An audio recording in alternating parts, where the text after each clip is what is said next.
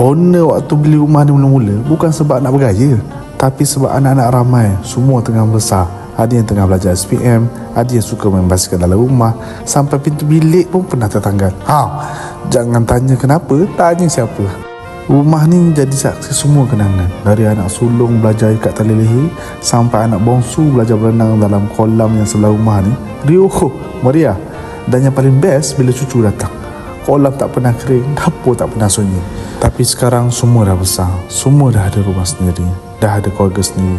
Tinggal rumah ni yang makin sunyi, cuma bunyi kipas dan kenangan yang masih berputar. Owner ni nak jual rumah bukan sebab tak sayang, tapi sebab nak mulakan cerita baru. Nak beli tanah, buat rumah setingkat dan keliling tu rumah anak-anak.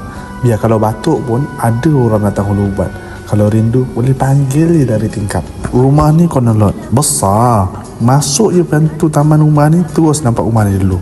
Guard masuk kerja, dia pandang rumah ni dulu. Tukar shift pun nampak rumah ni dulu. Memang safety.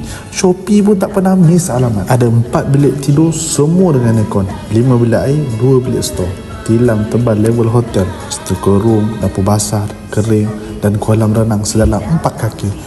Kalau dulu anak-anak yang suka berendam, sekarang cucu pula yang sambung cerita. Dan jiran-jiran, ini memang rezeki. 90% jiran kat sini orang Melayu. Yang kerja cikgu, prof, engineer, doktor, semua jenis. Kalau kita balik kampung 3 hari, diorang boleh tengokkan rumah. Siap ada hantar lauk lagi. Sekarang ni, zaman sekarang nak cari jiran macam ni kat tempat lain, memang susah dah. Harga 1.6 juta dengan semua barang dalam ni.